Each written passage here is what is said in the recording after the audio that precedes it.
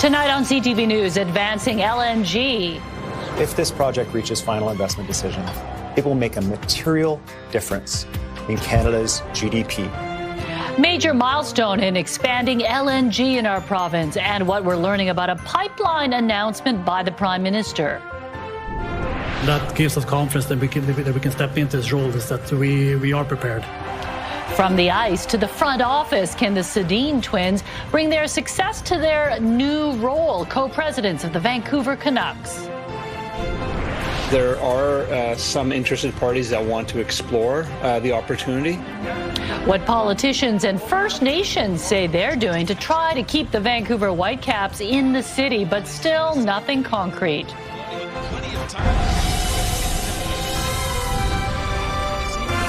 This is CTV News with Mi Jung Lee. Good evening. Thanks for joining us. It's a new era for the Vancouver Canucks. Today, the team announced a pair of local legends and a former Canuck known for putting his body on the line to help right the ship. CTV's Kevin Chirac joins us live outside Rogers Arena. Kevin, there were rumors this was happening. Turns out the rumors were true. Yeah, that's right, Mi-jung. Information had been leaking out over the past week or so, so today's announcement didn't come as a huge surprise. But how did we get here? Well, after a disastrous season, the team fired its general manager, Patrick Alvin, last month. Team president Jim Rutherford announced he was in the process of stepping down, so the team searched far and wide for new leadership in the front office. And in the end, they went with some familiar faces. When they said goodbye to the game in 2018, the Sedins joked about their future in the franchise's front office. President. When the time comes and they ask us or we're interested, then we'll see. The time has come. Today, Henrik and Daniel were announced as co-presidents alongside owner Francesco Aquilini and the Sedins' first hire, new team general manager Ryan Johnson. 3 words that we will live by: connected, committed, and purpose. We want to re-establish the connection from top to bottom within this organization, but also in the community, to this fan base, and to the city of Vancouver and the province of BC. Johnson is a former teammate of the Sedins, known for fearlessly blocking shots, enduring pain on a nightly basis. His new role may come with a different type of pain, trying to rebuild a franchise in turmoil that's coming off perhaps its worst season in team history. We're not going to race through it. We're going to be very strategic with everything we do. We're going to be aligned with everything we do. We got to be very careful and go slow. I think that's the fastest way to get to where we want to be. Today's about the future. Aquilini made an opening statement but didn't take questions. He rarely does. Fans have expressed concerns about Aquilini meddling in hockey decisions. We asked the Sedins if that's a concern. How much autonomy do you guys believe you have to do your job?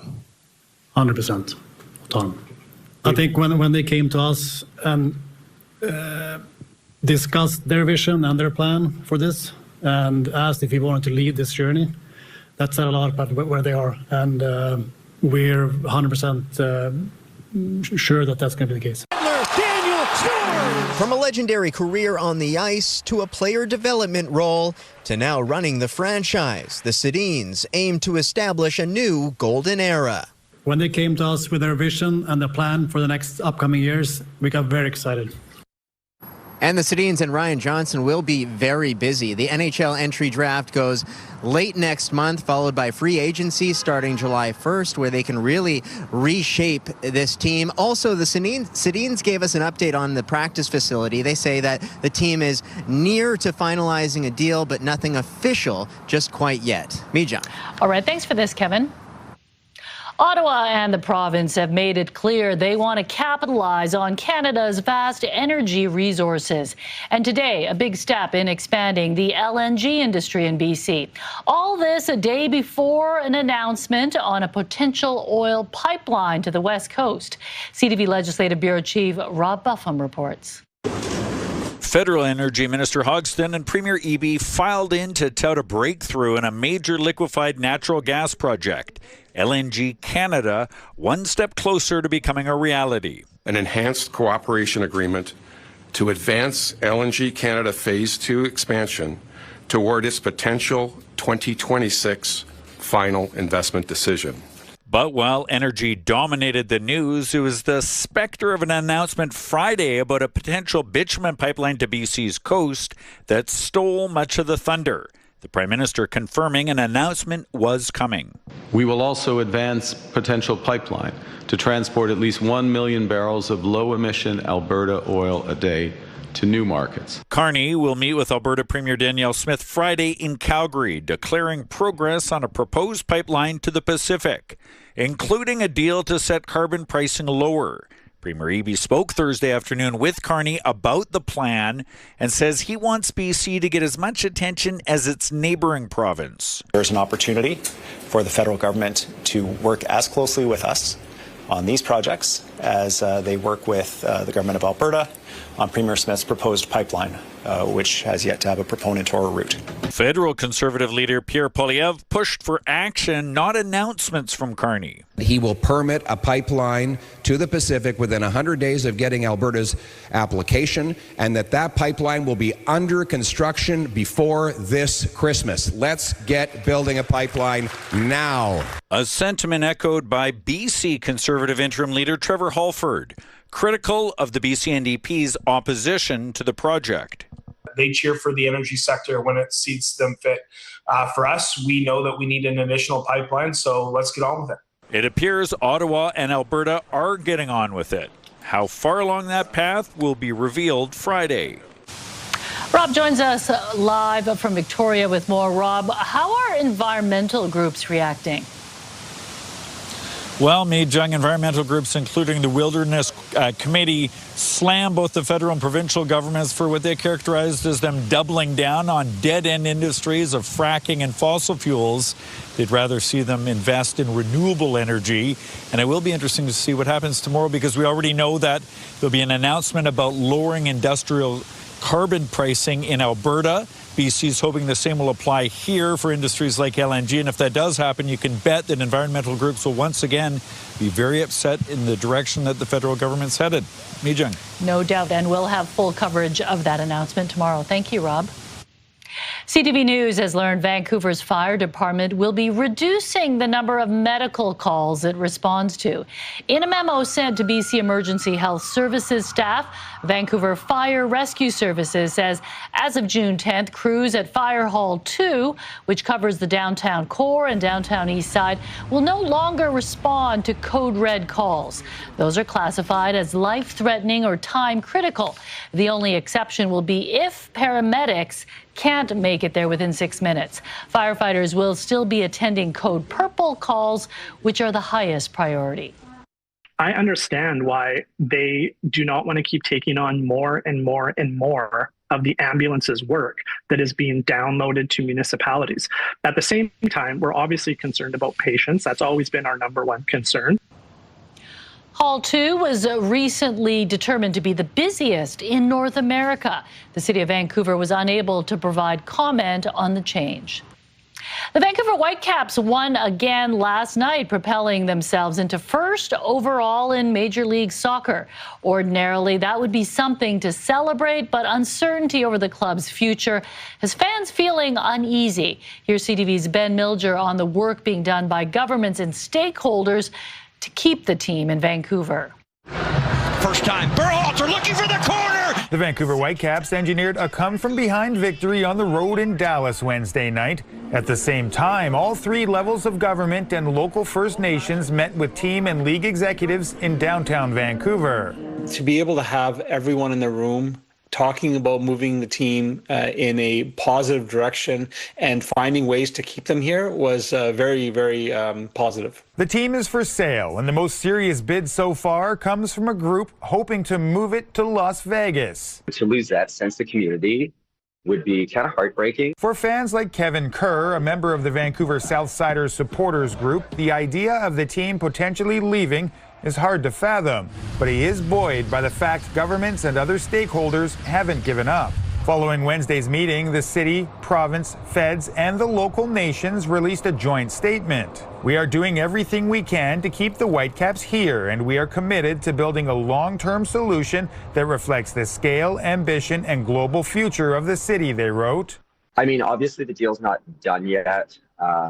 But as we understand it, there is a local consortium kind of coming together that's actually very serious. If there is a serious local buyer ready to make an offer, they haven't come forward publicly. There are some interested parties that want to explore the opportunity, but at this point, all we can control are the levers that we have within our jurisdiction to be able to create the environment for that. That could include restructuring the team's lease so it receives a greater share of game day revenue at BC Place. To make it work economically long term, there is consensus the team needs its own stadium. So far, nobody has expressed a willingness to build one. With the World Cup just weeks away and the Whitecaps in first place in the league, this should be a golden era for soccer fans in the city. However, they're still left wondering if they'll even have a team to support next season. Ben Milger, CTV News, Vancouver. Surrey Mayor Brenda Locke is making some campaign-style promises to help keep her city safe amid an ongoing wave of extortion and gang violence. That story in just a moment, but first, let's go next door to the Hotel Vancouver. Caroline Frolics in for Ann. I was outside today, and I did feel a few sprinkles, and the clouds look pretty ominous. Little bit more of that to come. But as you said, Mi-Jung, I'm here at the Hotel Vancouver. It's the Ride on 2025 Gala. Yes, 2025, celebrating last year's success, where Ride to Survive raised $636,000 for the Canadian Cancer Society. 100% of that went to the Canadian Cancer Society. You can hear behind me. They are stoked. This year's event will be taking place August the 22nd. I'll have more information on how to take part later on in the show, but if you are in trading for it, not going to be pleasant weather tomorrow. Let's take a look. Windy and unsettled are the words of the day. Winds gusting up to 50 kilometers an hour, and some light showers begin, and showers and rain throughout the day, and temps well below seasonal tomorrow. There is a light at the end of the tunnel, though, and again, I'll have more of that a little later on in the show. Meanwhile, I am going to send it back to you, Mi-Jung. I'm here at the Ride on 2025 Gala, where everyone's really excited to be raising money for the Canadian Cancer Society, as they should. Back to you, Mi-Jung. Yeah, and it's good they're inside right now, keeping dry. All right, thanks, Caroline. As Surrey grapples with extortion and gang crime, Mayor Brenda Locke has used her State of the City address to pledge action on public safety. CTV's Martin McMahon has more, including reaction from her political rivals, with October's civic election looming. Shot up buildings and widespread intimidation. It's been a sight seen too often in Surrey in recent years amid an ongoing extortion crisis. But Mayor Brenda Locke insists she's the person best equipped to keep the city safe now and beyond October's election. People deserve to feel safe in their homes, in their neighborhoods, and when they open their business in the morning, and they want their families at school, playing in parks, or going to recreation centers feeling safe. Making her case to business and community leaders at her annual State of the City address, Locke is pledging to hire 560 police officers, firefighters, and bylaw officers, and promising to build a 15-acre training campus for police and other first responders. We are continuing to work on everything with public safety because it is an issue in our city, and it will be as long as we keep growing at the rate we're growing. But Locke's plans are being panned by her political rivals. It feels much to me like electioneering.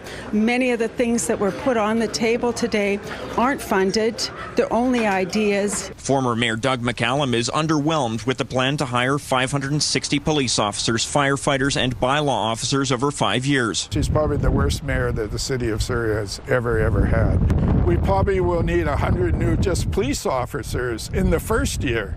So I think that we have to look at a lot more boots on the ground, if you want to say, for both our Surrey police. Also for our firefighters, we need more people. The debate about who is best poised to improve safety comes with roughly 100 reported cases of extortion in Surrey this year. Martin McMahon, CTV News, Surrey. After years of financial strain, Surrey Schools has approved a balanced budget, a move the district says will allow it to expand student supports. We're now in a position where we have a budget that we can sustain. There's so many programs in the Surrey School District that are not fully funded that we just simply cannot sustain, and they have to be the ones that are moved to the side. Increasing help to the students that most need it, special needs students, is a win for everybody. The district has had to cut several programs over the past 3 years due to its $3.9 million deficit. While those won't be reinstated, the district now plans to hire 40 more educational support workers and expand its child care, school meal, and inclusive education programs. Elections BC says it will issue a recall petition against independent MLA and one BC leader, Dallas Brody. It comes after the agency approved an application saying she was unfit to represent her constituents in Vancouver-Colchina. The petition will be issued next week. The campaign will have until July 20th to collect more than 15,000 signatures necessary to remove her and trigger a by-election. Brody was elected as a BC Conservative in October 2024, but was kicked out of the caucus 5 months later after then-leader John Rustad said she had mocked residential school survivors. Surrey Police and ICBC teamed up today on Highway 10, targeting speeding drivers ahead of the long weekend. We're on the heels of summer. We're going into the May long weekend, and people are starting to get excited to get out to doing their events and stuff. We want to remind people to just slow down, take their time, expect the unexpected, and be realistic about how long it's going to take you to get places. Dubbed Project Swoop, the education and enforcement blitz will run through the Victoria Day long weekend. Volunteers will be set up with speed reader boards, helping police target speeding drivers and other high-risk driving behaviors. ICBC says British Columbia sees an average of 91 deaths and 2,400 crashes every year because of speeding. Hundreds of people marched outside the legislature in Victoria today to recognize an Indigenous-led campaign to end gender-based violence. The Moose Hide Campaign Day was started by a father-daughter duo in BC more than a decade ago and has since grown into a nationwide movement. Participants are invited to wear a moose hide pin as a sign of their commitment to end violence against women, children, two-spirit and gender-diverse people. I will not pass down the generational trauma as the best I could possibly can. This is a difficult situation for men to carry, but is it a beautiful thing that we'll do for the beautiful women and children that made sure our culture stayed. Organizers say half of all women in Canada have experienced physical or sexual violence since the age of 16, and that spousal violence against Indigenous women is 3 times higher than non-Indigenous women. An unusual sight in East Vancouver, a black bear was roaming near Commercial Drive, also coming up. The Royal Canadian Mint have created a coin capturing the passion, pride, and excitement that is about to sweep our country. This might be a reason to use cash again. A FIFA $1 coin has been unveiled. When CTV News at 6 continues, stay with us. A black bear took a wrong turn this week, wandering from the forest to the east side. Vancouver police say it was spotted near Commercial Drive and Grandview Highway around 1 a.m. Tuesday. Patrol officers contained the bear as it headed towards Hastings. Conservation officers tranquilized the animal and took it to North Vancouver. The bear was released without charges, including for the ride home. With less than a month to go until the first World Cup match in Vancouver, a newly approved city bylaw is now in effect, adding temporary restrictions and some relaxed rules. Temporary event infrastructure, including fan zones and signage, will be easier to set up. But restrictions are ramping up on street vendors and buskers, including increased permitting. Noise regulations are easing, now allowing construction, deliveries and waste pickup to happen nearly 24 hours a day at FIFA sites during the tournament period. Some downtown residents say they are concerned, while others say the inconvenience is temporary. Yeah, I mean, as like students and stuff, I definitely feel like the noise will get very loud and stuff. So definitely trying to get like a good sleep and stuff. I don't think that's going to happen. I think it's going to be a minor annoyance, but it's worth it. It's a big event. It's going to bring a lot of interest and tourism and dollars to the city. Fines range from $250 to $1,000. The temporary rules also expand the city's enforcement powers, allowing unauthorized signs, posters, and advertising near FIFA zones to be removed within 24 hours. The bylaw will be in place until the end of July. With the final countdown on, Canadians are getting a piece of the beautiful game they can jingle in their pockets. CTV's Craig Krause has more on the new commemorative loonie as Canada gets set to take the pitch for the biggest tournament on Earth. The road to the World Cup is no longer just on the pitch. It's now landing in the hands of Canadians, coast to coast. Ceremonial reveal. At BC Place on Thursday morning, FIFA officials and the Royal Canadian Mint took to the field to unveil a new commemorative loonie as the clock ticks down toward opening kickoff next month. The Royal Canadian Mint have created a coin capturing the passion, pride, and excitement that is about to sweep our country. For the first time in tournament history, 3 countries will share hosting duties, with Vancouver and Toronto set to play host to 13 matches. The loonie, designed by Campbell River artist Glenn Green, features a hat trick of symbolism, featuring the FIFA 2026 emblem, a mosaic maple leaf, and a soccer ball frozen mid-strike.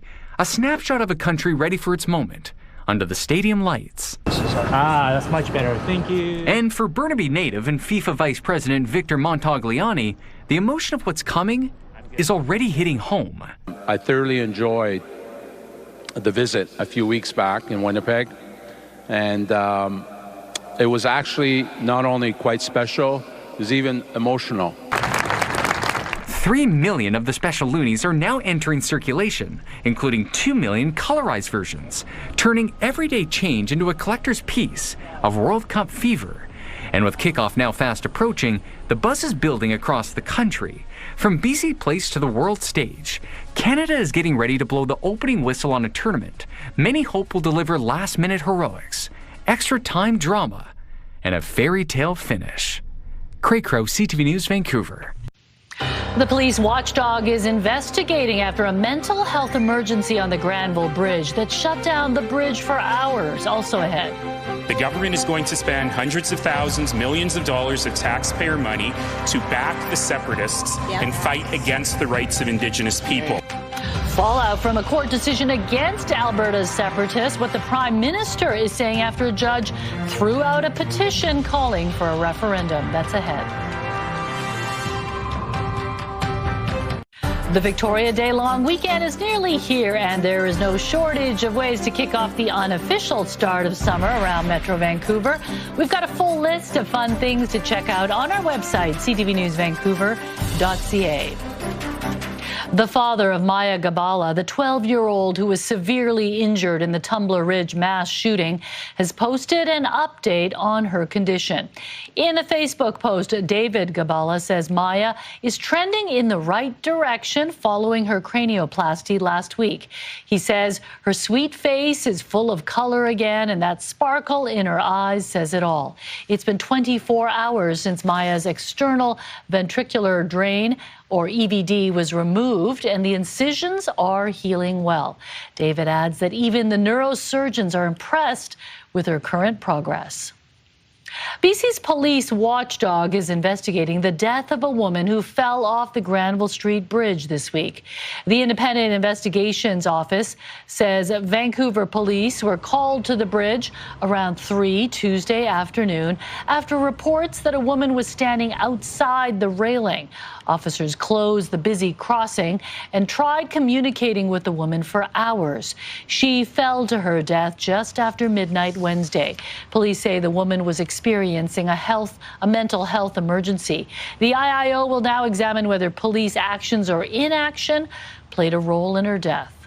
If you or someone you know needs help, the Suicide Crisis Helpline is available 24 hours a day. To reach the helpline, just call or text 988. If you need immediate assistance, call 911 or go to the nearest hospital. The battle over an Alberta separation petition heated up again today. Just 24 hours after a judge threw out the petition, Alberta Premier Danielle Smith said she could use the notwithstanding clause to ignore the courts and push it through. CTV's Tim Brooke explains. It's the last day of the legislative session, but the Alberta separation conversation is far from over. We believe the decision is incorrect in law and that it's anti-democratic. A judge's ruling that a separatist petition is invalid has the Premier up in arms. That judge pointed to a lack of consultation with First Nations. The Premier says she'll appeal, and if that doesn't work, Section 33 allows for notwithstanding clause so that when the court makes errors in law, it can always be overridden by democratically elected legislatures. Danielle Smith claims Indigenous consultation would have followed a yes vote.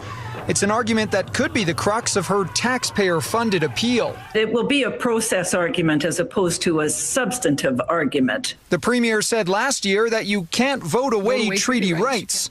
Legal experts agree, calling this decision the very definition of democratic as it protects the Constitution. Lots of people disagree with the courts, but there's a line, in my opinion, that can be overstepped here that increases polarization and attacks the independence of the judiciary. You're going to continue to appeal and attack judges, calling them liberal judges, that they're subverting democracy, and until you finally get your way.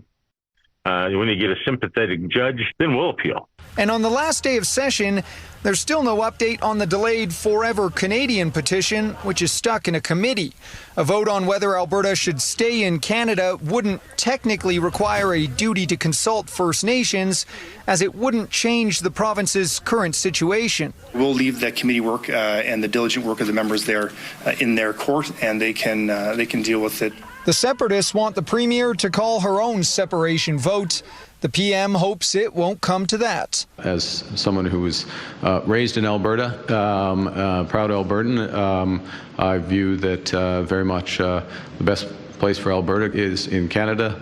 Tim Brooke, CTV News, Calgary.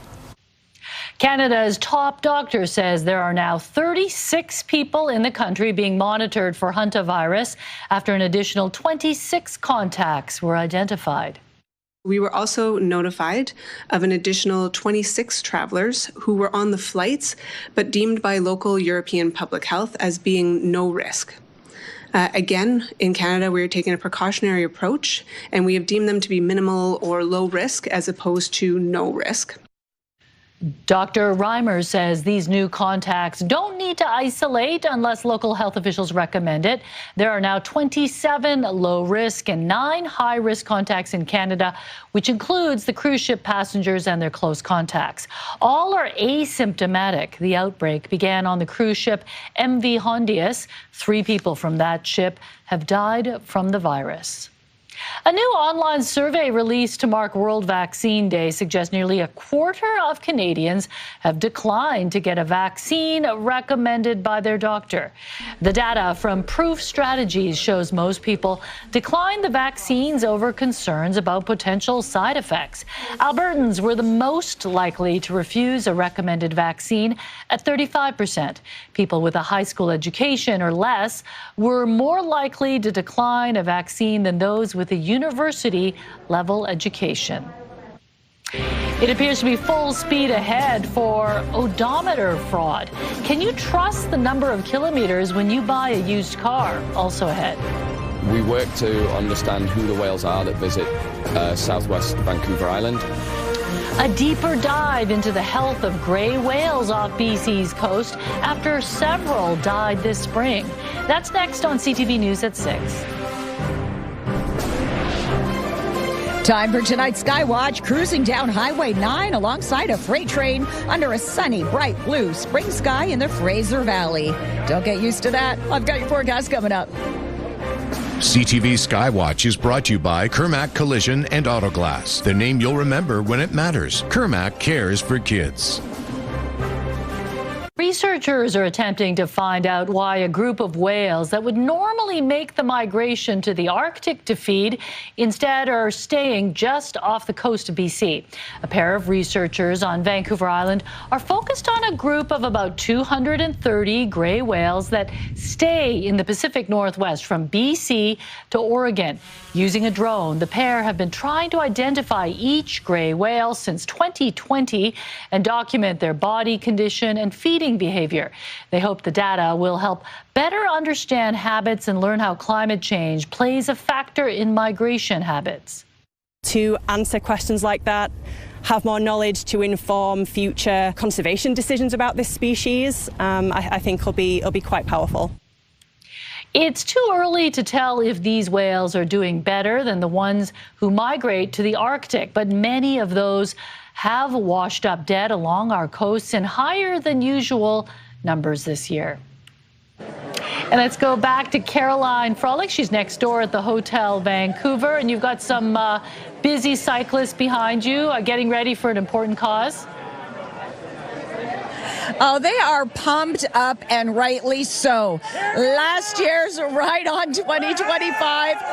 See? Last year's Ride On 2025 raised $636,000, and 100% of that went to the Canadian Cancer Society. Every single penny. Now, if you're looking to get involved in this year's event, it's on August the 22nd, and you might want to start your training on Sunday. Let's take a look at the weather tracker, what to expect heading into the long weekend. Unsettled is the word to describe Mother Nature as we wrap up the work week and head into the weekend. Rain off and on throughout the day and a risk of thunderstorms, but bring your umbrella, friends.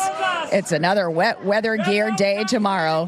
To the forecast: North Island, Port Hardy, Campbell River, Comox, showers and a risk of afternoon thunderstorms and highs in the low teens. Off to Tofino we go. Rain about 25 millimeters will be falling at Port Alberta, Nanaimo, risk of thunderstorms. Gulf Islands, Victoria, some showers throughout the day. Sunshine Coast will see showers and a risk of thunderstorms. You're going to hear me say that a lot. Same with Whistler and Squamish, wet weather all around. And that continues into the lower mainland. Some light shower activity tonight. Periods of showers tomorrow and a risk of thunderstorm tomorrow in the afternoon. Highs hovering around 11 to 12 degrees. As we look ahead, once we get through tomorrow and Saturday, get on your bike. The sun returns on Sunday and will stay with us on Victoria Day. Tuesday, clouds return, but still temperatures pretty mild, around 17 degrees. Midweek looks like we could be hitting 20 degrees under dry, mainly sunny skies. So if you want to be involved in Ride On 2026 this year, wait a couple days before you get on your bike. Dave, come on in and join me. This is Dave. Let's go!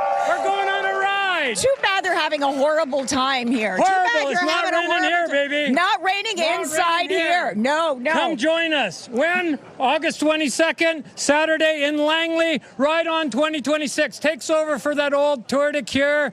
Yes, you may call us the leftovers, but we're much better and prouder, aren't we? Woohoo! Ride On 2026, August 22nd, Saturday in Langley. Come join us. We're having Well, how do we get involved? Come and sign up. You could come down to the gala here on the roof at Hotel Vancouver right now, or go to Ride to Survive. Just sign up. Trust the process. We're all a bunch of givers. You'll have the best time ever. Create a bunch of lifetime memories. All right, now, Dave, what's this Brainiacs? Well, we're really smart, the Brainiacs, but in 2009, there were 8 on the team, 4 with terminal brain cancer. So that's 17 years ago. All 4 were given 4 to 6 months. Very, very bad. 1 knew how to ride, trained the other 7. He passed away, Jalen, after 3 years. The other 3 are still living and riding with us every year. Can you believe that? 1 in a billion. There's something special about doing the ride year after year. And for that reason, once the Tour de Cure abruptly stopped, we had to continue. Way too much passion and energy here. All right. Again, 100% of the proceeds go to the Canadian Cancer Society. 100%. No overhead. I see you, Bijung. Yeah, all good. All good here. Hotel Vancouver on the roof. Come join us. Best party ever. Their energy level is very impressive, Caroline. Well, for the first time ever, the World Cup final will have a star-studded halftime show. The 3 superstar acts headlining the show also ahead. I feel ripped off. Clearly it was rolled back. Odometer fraud is a growing problem because of devices that are easily bought. What car buyers can do to protect themselves? That's ahead.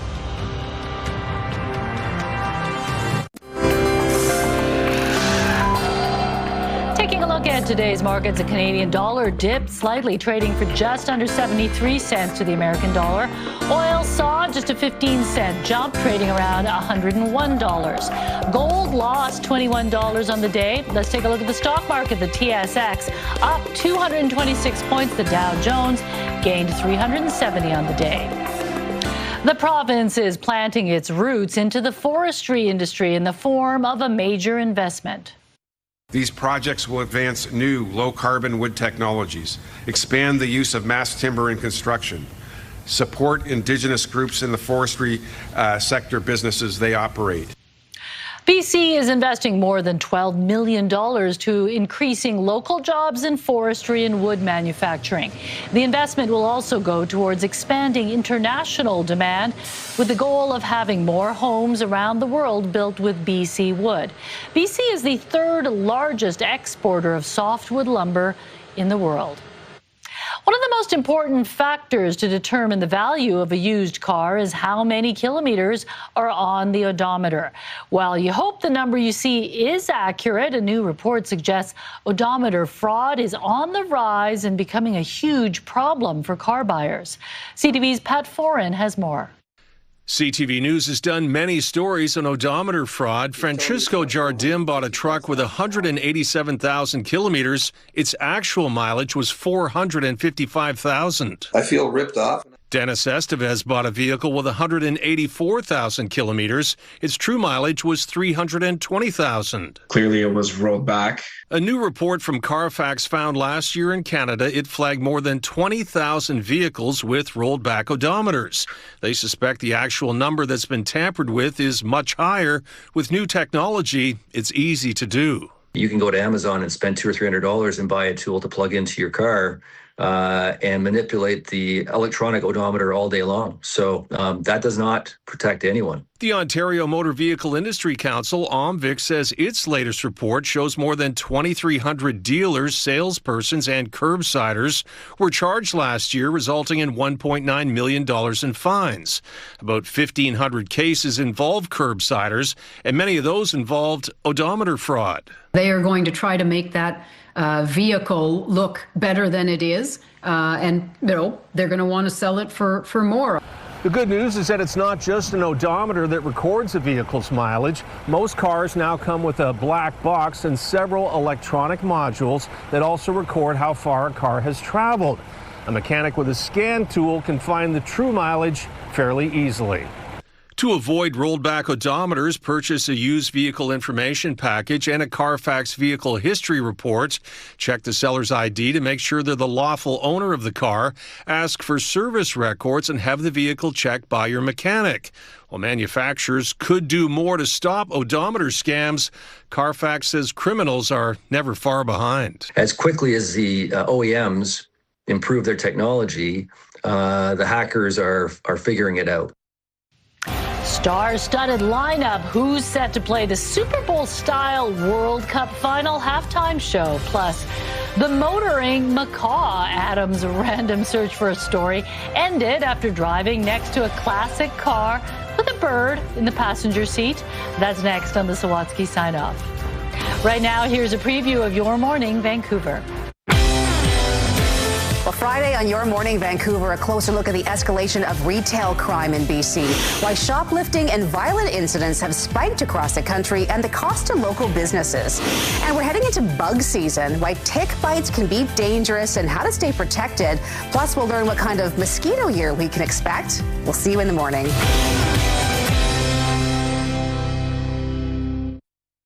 It's time. Huntrix is ready to hit the road. A world tour is in the works for K-pop demon hunters. Netflix says it's teaming up with AEG Presents to bring the Oscar-winning movie's soundtrack live to the global stage. Tour stops and ticket information are expected later this year, but you can join a wait list now to be notified as more details are released. If you're looking for something to snack on while watching the World Cup, Lay's is releasing chip bags and flavors representing the different countries. Bacon poutine is Canada's flavor, with Richie Herrera and Nathan Saliba on the front.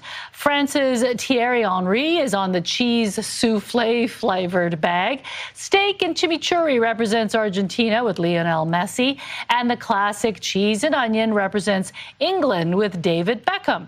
The chips will be available across Canada starting in mid-May. Well, with less than a month to go until the start of the World Cup, organizers have announced the performers for the first ever halftime show during the final match, and they enlisted some high-profile help for the reveal. BTS. Wait, who's on the phone, Elmo? BTS. I'm on speed dial. Hey, Elmo. Hey, Chris. Hey, Cookie. V, RM, Sugar, J-Hope, Jimin, Jungkook, and Jin. Elmo and I were wondering if you guys might want to join us on July 19th. We'll be there, Chris, for sure. Thank you so much. Okay.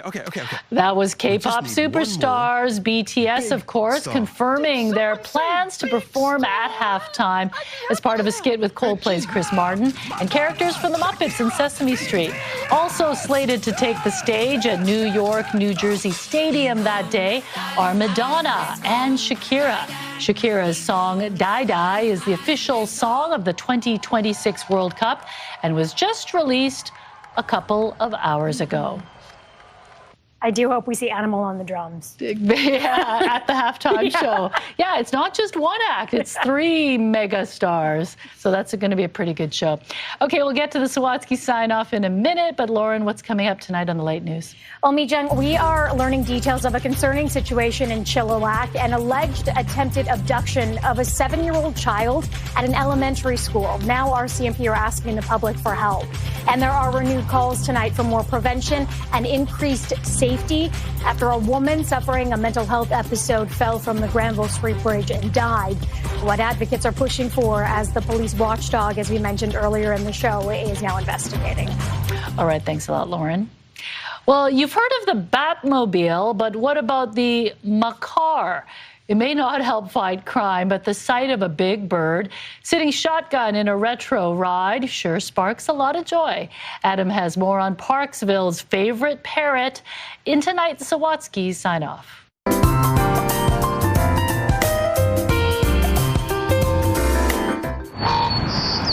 That's Evelyn Fitzsimmons on the balcony, looking through her binoculars, searching for her daughter's favorite thing. Birds. Well, she goes out to the balcony and, she looks up at them, and, when the ravens do that, really, throaty sound,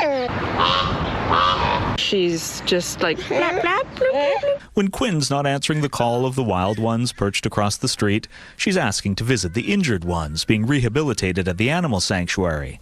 So you can imagine how the toddler felt when she noticed one in a car driving below them, riding on a windshield.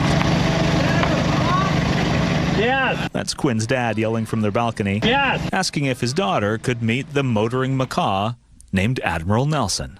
He's a good companion. Very good companion. Jim Turner says Admiral Nelson first bonded with him when the bird was a baby. And for the past 25 years, the macaw has followed his man everywhere. Been in schools, he's been in hospitals, he's been in old folks' homes. Even when I'm having a shower, he's on my shoulder. And whenever Jim's getting the car ready, Admiral Nelson is preparing to perch in the passenger seat and seems to relish not just the rides, but the people they meet along the way. The worst thing for him was COVID, when he had to stay home for a year and a half, and that's when he started pulling feathers out, which is what parrots do when they're unhappy. But as soon as they returned to visiting others, Jim says Admiral Nelson's plucking decreased, feathers increased, and mood took flight. The thing is, he's a flock animal. Humans are his flock. And today, Admiral Nelson is expanding the flock by raising his leg to include Quinn and her family. Kids waved at him, and that's why he started waving back like he's doing right now.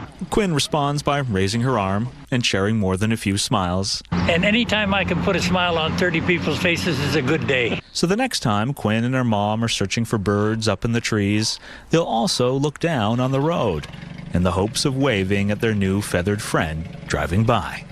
Adam Sawatsky, CTV News, Parksville. The Sawatsky Sign-Off, brought to you by 1-800-GOT-JUNK. They make junk disappear. All you have to do is point. Admiral Nelson. Yes. And he does have a very commanding presence, and loves doesn't the he? wind in his hair as well, sitting on the... Yeah, and he doesn't fly away. He stays Yes. close to the car. Yes. Yeah, they're very smart birds. Definitely. Didn't hear it talk, though, did you? No, but waving. That's pretty impressive, too. All right, thanks for joining us. Lauren's back tonight at 11:30. Good night.